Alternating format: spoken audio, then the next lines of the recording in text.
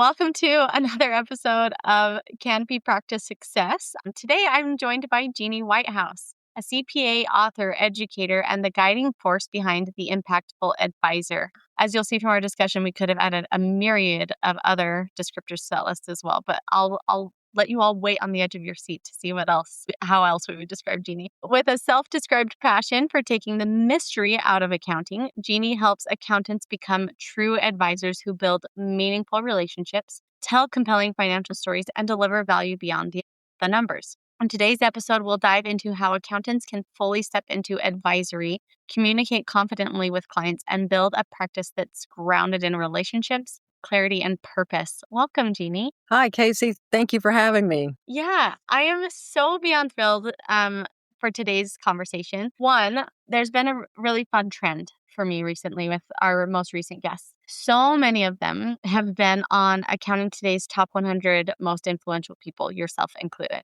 And it is just so wonderful to rub shoulders with people like you who are changing the industry, who are invested in it in so many ways. And I can see that even with the phrase, listeners may not know this, but that was in quotes, taking the mystery out of accounting. So this is something that you talk a lot about. What is the mystery? Everything we do as accountants, the language that we use, the financial statements that we hand people and expect them to translate into something that they can do something with, tax code, the regulatory environment that we have, both on the audit and financial statement side and within the tax side. But then what is advisory? And if I put that on my website, a client doesn't know what that means. And so we use jargon, we use terminology. We expect people who are in a leadership role to have been trained in accounting, and the majority of them aren't. So we give them something they don't value and then wonder why, they don't value the services that we deliver. So our job is to take that mystery out so that they can value us. That's an ancillary benefit, but so they can make better decisions and do what they're trying to do in their businesses. And without explaining it to them, they can't do that. Let's double click on that because that is so huge. We even in your intro, as I read it, there was mention of telling compelling financial stories and delivering the value beyond the numbers, which is kind of what you're saying with the jargon. And I remember 2 companies ago that I worked at, we had I'm assuming a data analyst on the finance team would meet with us as a sales leadership team. And I was so impressed with his ability to review the Tableau or Domo boards or whatever they were in a way that made sense to me as someone who wasn't close to the numbers. And I'm really glad I had that experience earlier in my career because I have a great appreciation for storytelling from numbers. And a couple years ago, as I was researching in my position here at Canopy and trying to learn accountants and how to speak to accountants, I came across something that almost talked about as accountants as many data analysts almost. Accountants have all of the numbers skills, but I do think that storytelling skill is a different skill. I don't even know if it's really taught in school very well. Not in accounting school. It's not taught there. Yeah. And it's a real challenge because we're supposed to suddenly turn into advisors today. Yeah. And our training is being historians. I can add up what you did last month and tell you how bad it is. I am not trained to tell you what to do about it. And that's one of the frustrations I had. So 15 years of doing tax, and I make partner finally, which was my goal from 7th grade on to be a partner in a CPA firm. And I get there and I go, I'm not helping enough. I'm telling them that they owe. I'm maybe doing a little bit of tax planning, but I'm giving them a balance too. And I know they don't have cash. How can I help them figure out how to have cash flow? And if they have a tax liability, be able to pay it? How do I help them meet payroll? How do I help them do all these things? And I'd already been working in tech. I'd been doing Peachtree software consulting and going out and meeting with small clients in Atlanta. So I felt the pain. And when I was out there doing that, I could see that I made a difference. But then I went back and did the tax return, and I was in the closed office talking to myself and not doing a very great job. It took me a lot of work to get the tax work done. So the day I made partner, I left in search of ways to make it better for clients, which is really the motivation. What we say is jargon, gobbledygook to them, and we got to fix it. Yeah. So I wrote a book on making boring stuff interesting, and everything I've done since then has been about trying to figure out how to crack that nut. Yes, I love it. I think no matter who you are in whatever area of expertise and industry you're in, it's always good to be reminded that other people don't have your same level of expertise and they're hiring you for your expertise, but you do need to find a way to decode it, to demystify it, like you're saying. When you were doing this and you said, you're like, okay, I was doing this thing that they paid me to do, but then I knew they didn't have the money to pay for it. You're recognizing it as a service provider that there's more I could do for them. Do you think they recognized it, that like, oh, there's more that Geni could do for me if only she would do it? Well, so if I went out and did a software consulting project, which is really how I grew my practice, I would go out and work with somebody in a construction company and help the person doing the books do that through the software. Okay. If their payroll blew up, they called me. If they couldn't figure out how to do the inventory, they called me. I would go out there. So I was connected to what was going on. They called me for lots of different things. But if I was just doing the tax work, no, I wasn't somebody they'd call with a question. That was one of the challenges that I had. I'd get this tax stuff at the end of the year and it'd be all messed up. And it would also they would have done something that created this tax liability because they didn't see me as a valuable partner in their business results. That's why it's so exciting that we've got firms doing CAS work, client accounting service, client accounting, and we're calling it advisory, although I would question whether we're really doing advisory in Yeah. most firms. We're in the transactions with these clients. That's where you see the pain that goes on day to day. You don't see it in the general ledger at the end of the year. So Yeah. the shift we have to make is that. So when I left the firm, I went in search of tech to solve the problem. I thought if I can find the right automation, I can fix this problem. And what I realized is I'm doing the same thing with tech. I'm dropping in a tool they don't understand, asking them a bunch of questions about how to configure it they don't know the implications of, and adding another level of mystery to what I'm doing. I'm doing accounting now through tech that they don't understand, through technology. Oh my gosh, I just had an image of the original Wizard of Oz where the wizard's behind the curtain. Yeah. He's like, Yeah. pay no attention. I just see that of like, do you need to expose them to what's behind the curtain? You need to, again, translate. So Yes. if I'm implementing software, so I was at Navision, mid-market accounting software. It's now part of Microsoft. It's now Microsoft Dynamics, but it was ACPAC and Sage had the same toolkits. You'd go out to a client, you say, okay, what do you want to do? This or this for this setup, this or this for this workflow, this or this for this thing. And they have to make a decision based on, I don't know, what is the implication if I check this box or that box on the software? So I bring in, do you want it to be an ODBC connection? Do you have any APIs for the software? Do you have this? And you start talking a whole other set of jargon now on top of the accounting that already terrifies them.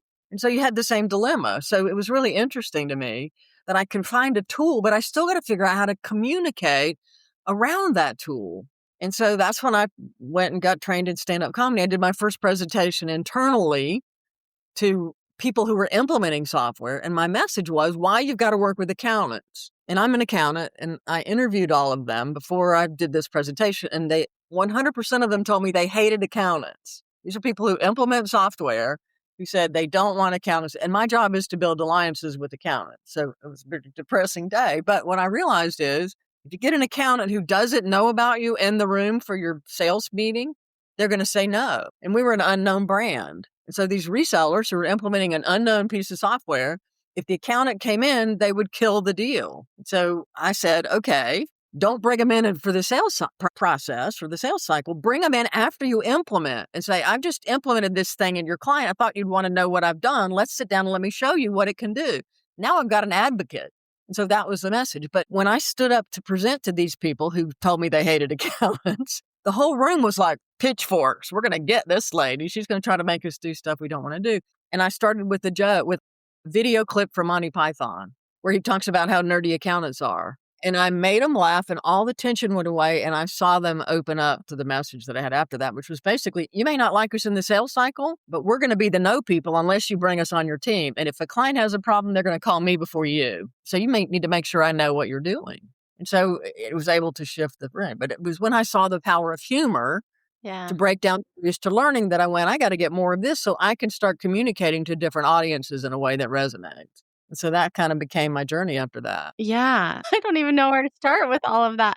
So many wonderful things and lessons that you're sharing here. I think a big thing I'm noticing is really how much power you have as the accountant. And don't undercut yourself, undersell yourself of the ability you have to make something happen and make it happen well. And I do love that you talk about humor. I know sometimes accountants, for some reason, get a bad rap as being boring or who knows what.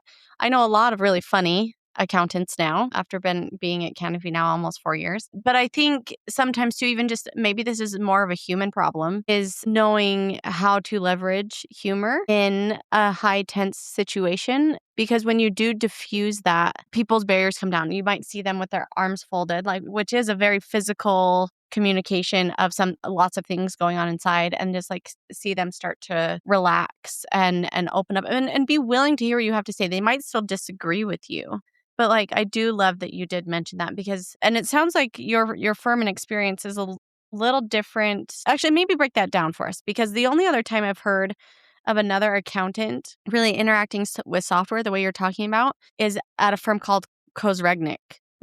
Oh my goodness. And that's a a big. huge firm. But you're talking about this, and how big is your firm? So the firm that I'm in now is 22 professionals. This is later. I came on board to do advisory, and much of what I do Okay. is look at their technology and document Yeah. it, and do. A lot of firms are doing that. There are a lot Okay, of but firms. even at these boutique-sized firms. Great. Yeah, but they're all size firms are doing it. And I'm president of the ITA, and we've got a ton of member firms who are doing implementations. I mean, big firms. So it's still widespread. There was a period where all the firms went into tech consulting, and then they all got out because of the Sarbanes-Oxley thing about independence. They all backed out, and now they're back in because you can't separate technology from accounting anymore. Yeah. So there's a big shift. But what was I going to say? I lost the thread there. When a client comes in to talk to you as an accountant, they come in a fear, shame-based state. Because if they're coming to us, something's broken. They either haven't filed their taxes, or their financial statements don't work, or they've got somebody's taken money, or there's some burning fire that's going on in their company in most cases. If we're talking about a business client, and even on an individual, there's some shame in sharing your financial story with somebody that you don't know. I mean, we get that even as, I don't know if Yeah. that's an American thing too, though. We get that That's a with human thing. Your a human finances, thing. well, I don't know. Maybe American, we're more focused on our financial success as a measure of who we are as a person, right? It's an indicator of my ability to succeed if I can manage my financial life. So they come in terrified and ashamed. And if my main focus as an accountant is to prove to them how smart I am, they're going to be alienated, which is much of what we bring to bear on client conversations, because we're trained to be professionals. We're the expert on whatever we're doing. And really, if we can make them feel better about their own business and elevate their own self-concept, that's when we're going to be valuable to that client. It is a huge shift that we have to make as a profession. I am so glad. I've never had anyone call that out, because I've had those feelings as an individual. I was definitely raised with ill-perceived financial habits that I still find myself resenting or trying to break as an adult. And I feel all of those feelings that you talked about as an individual sometimes. I never realized that business owners are likely feeling those same things when they come to an accountant. It is a very vulnerable thing to talk about finances. Very vulnerable. And imagine you are an expert in, for wineries. Yeah. They don't build the winery because they're an expert in financials. They Yes. build the winery because they're an expert in, many of them are winemakers who know how to make wine, who are experts in that business. Do you think I'm going to be an expert in that? I come from South Carolina, y'all. We drank Franzi in a box. I have to position myself in a way that makes them comfortable and helps them understand that they're the expert in their business. What I can do is bring data to what they already know. That, to me, is what an accountant should be about.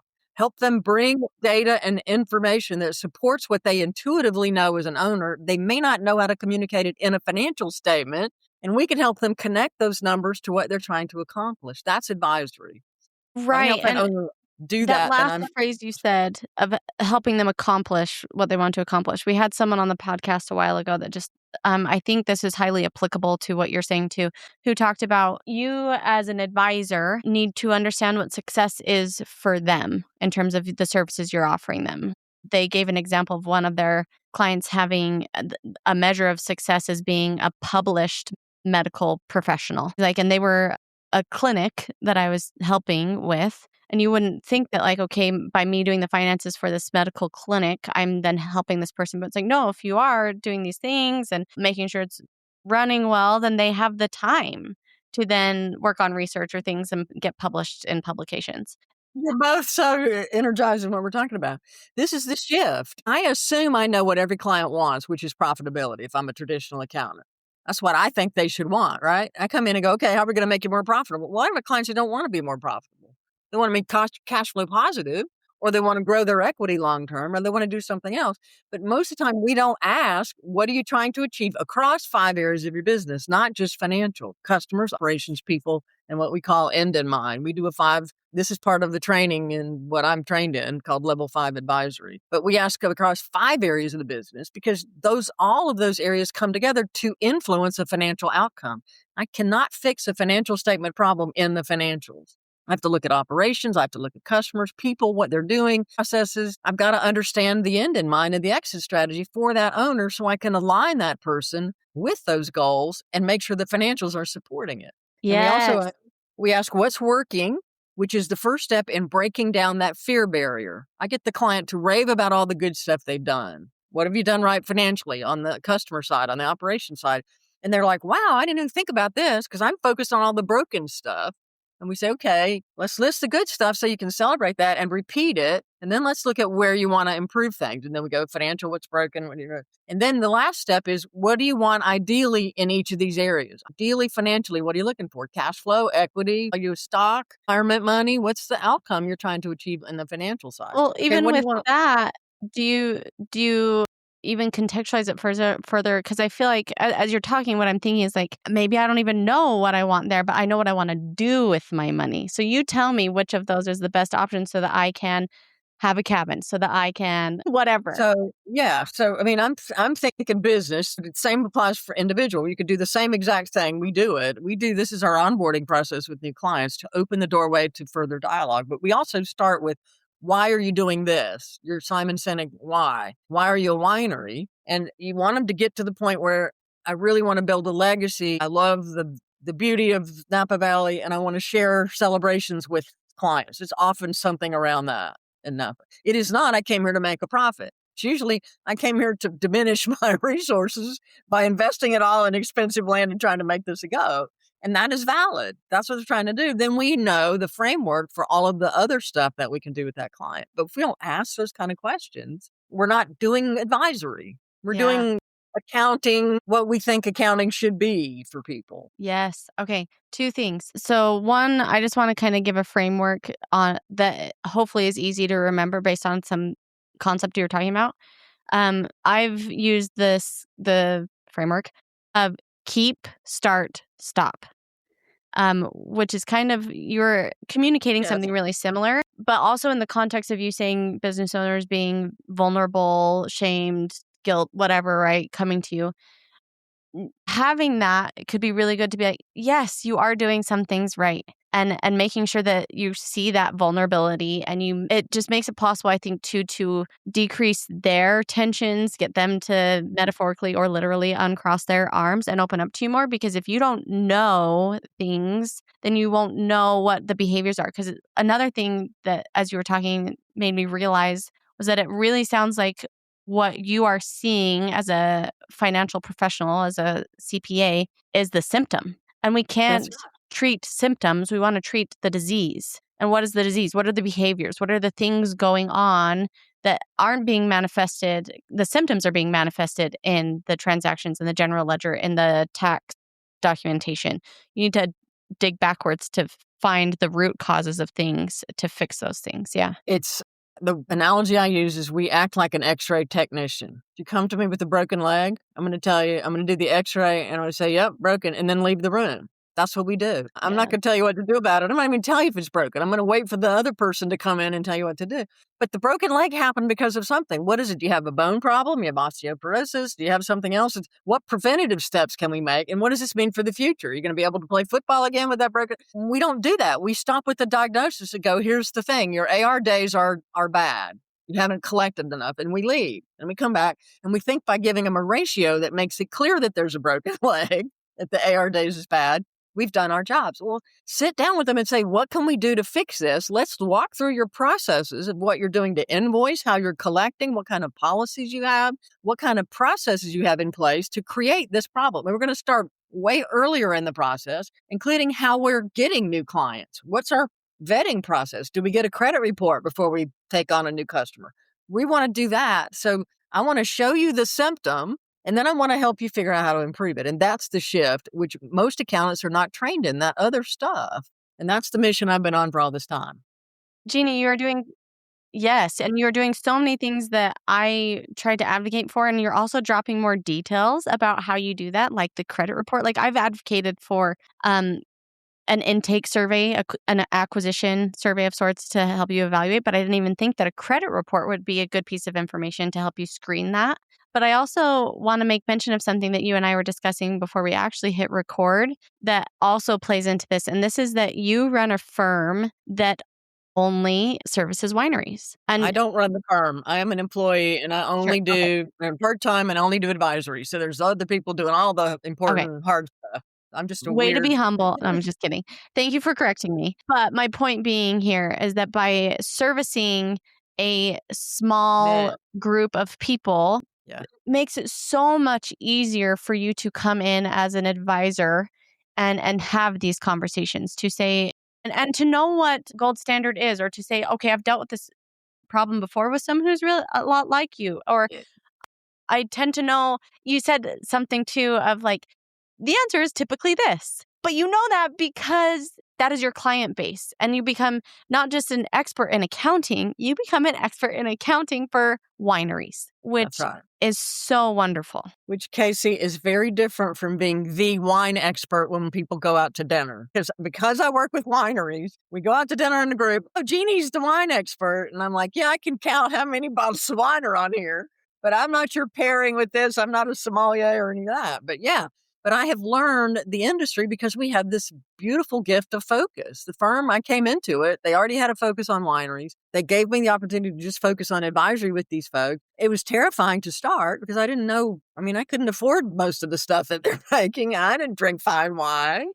Again, Francie in a box is quite the difference from Napa Cab. Yeah. But by going out asking questions, which is my main role as an advisor, listen to them ask questions. And the tool that we use is actually called a scope grid, the 5 dimensions of the business. The scope, the S in scope is a dollar sign. So it's financials, customers, operation, people, and end in mind. That's a Mentor Plus licensed part of our toolkit. And it's a bingo card that has those columns and then a row for what works, a row for what's broken in each area, and a row for what your ideal outcome is.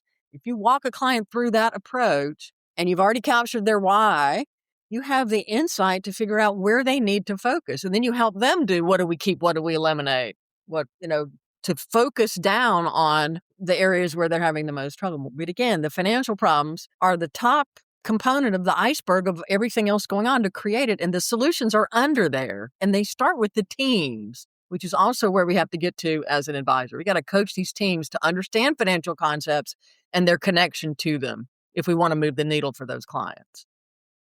Is And that that takes new training. yeah. Is scope trademarked, or do you have like a resource that people It's could trademark Mentor Plus. Yeah, but you can Okay. draw your own thing and do the same columns and put it on Yeah. a piece of paper. I give those documents away free all the time when I'm speaking because if you will just do that with a client, it Yeah. will change your life and theirs. Well, You will just ask different questions. yes, I love a good framework. And before you actually, I know you said scope earlier, and I don't know if it's just because this time you clarified the dollar sign for financials, but I captured all 5 as I was listening to you. And then I loved that you laid out what might be in the rows below those columns. Because right as you were getting into that, I wanted to ask, like, well, what resources? Where do you guide someone to help them understand how to ask questions? And I feel like that is a great entry point, that a single visual, and I'm sure you could put that in an Excel spreadsheet or something, and it takes up your whole monitor or whatever with the information you've put in there. But it sounds like maybe that's the piece I was looking for of like, how do I help listeners enter what we're talking about in an approachable way? They can reach out to me and I'll send them the scope grid. It's part of what I teach at theimpactfuladvisor.com. It's part of the methodology that I'm licensed to deliver. I do training on it live. I speak about it, have been for more than 20 years. As soon as I discovered this toolkit, this is a toolkit that says, what do I do when there's a client across from me? This is not, how do I change my firm? This is, what do I do with the client? There's this person sitting across from me. How do I figure out what to do?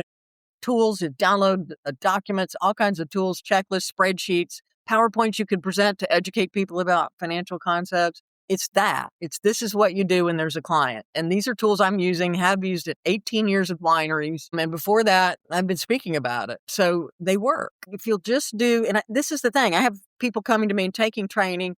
they get the mindset they want to do it, but they were afraid to do the first one, to even ask one new question. And it's because they have a lack of confidence in their own ability to help a client do something. And what these tools give you is the confidence. There's a process you can follow, which accountants are process driven. Yes. Geni, I just feel like you've packaged this in such a way that I haven't seen before, that I really do feel like is so much more approachable for those who want to do advisory. Because you did mention, and I honestly can't remember if we were talking about this before we hit record or if it's been on the podcast, but like I think so many people want to do advisory. I think a lot of people might put advisor on their website and clients don't know what that is. I also think people are executing at various levels. And this is a framework that I feel like in a short amount of time could help someone go from being an amateur advisor to a truly professional advisor. We call that random acts of consulting that every accounting professional is doing. And we want you to be standardized, delivering advisory services in a standardized way. And that's the shift that you make from random acts of consulting to a method that you can apply over and over again across different clients. That's right.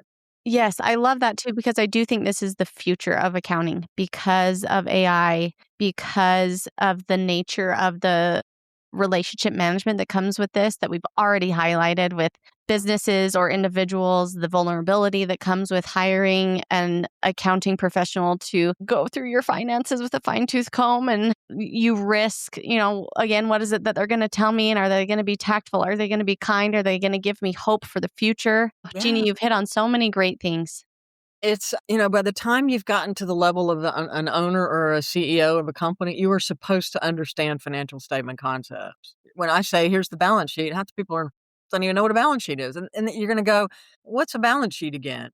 So you're expected to have learned stuff where nobody's educating you your whole career pathway. People talk about stuff like everybody in the room knows it, and nobody in the room does. It's like the emperor has no clothes and nobody can admit it. So we all leave with no clue about what to do differently, and we do the same thing we did yesterday. With a connection to the financial statements and an understanding of how these things fit together, people are empowered to work towards a common goal, and that's motivating for them versus feeling like you're an idiot and you're the only one who doesn't get it and you can't ask what does this mean and how do I do something that makes revenue better, for example. Yes. We do training with sales teams. So it's very empowering to be an accountant who's in a position to help. It's life-changing, I think, and it's what keeps me going. When I see a light bulb come on for one of the clients, they go, the sales team, people in the room go, oh my gosh, I get it now. I know what I need to do tomorrow to be successful. Yeah. Oh, I love it. Okay, Geni, as we wrap up here, I have a few rapid fire questions for you.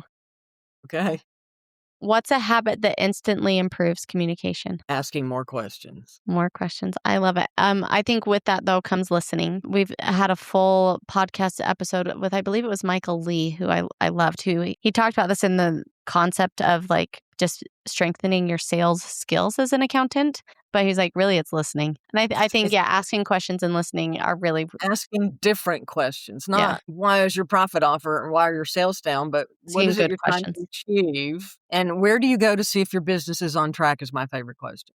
What's the owner care about? That's where I need to be. I love that. Where do you go to see if your business is on track? What's some of the best advice you've ever received? Gosh, I think I don't even know where to start with that. I think some of the worst advice I received was that I was a terrible communicator. As a Deloitte employee, I got a review and I got Fs on every single aspect of my career, my review. And the partner said, because of your bad communication skills, you're failing at everything else that you do. And that became a burning low-level motivator for the rest of my life. And he didn't tell me anything to do about it, which was terrible. So it was demoralizing and debilitating in many ways. But eventually it inspired me to go in search of ways to get better at it. Yeah, I love that. So the lack of advice then became the biggest catalyst or impact in your life. I love that. Negative feedback. Yeah. Oh, seriously. We're not all perfect at it, but let's all hope that we can get better.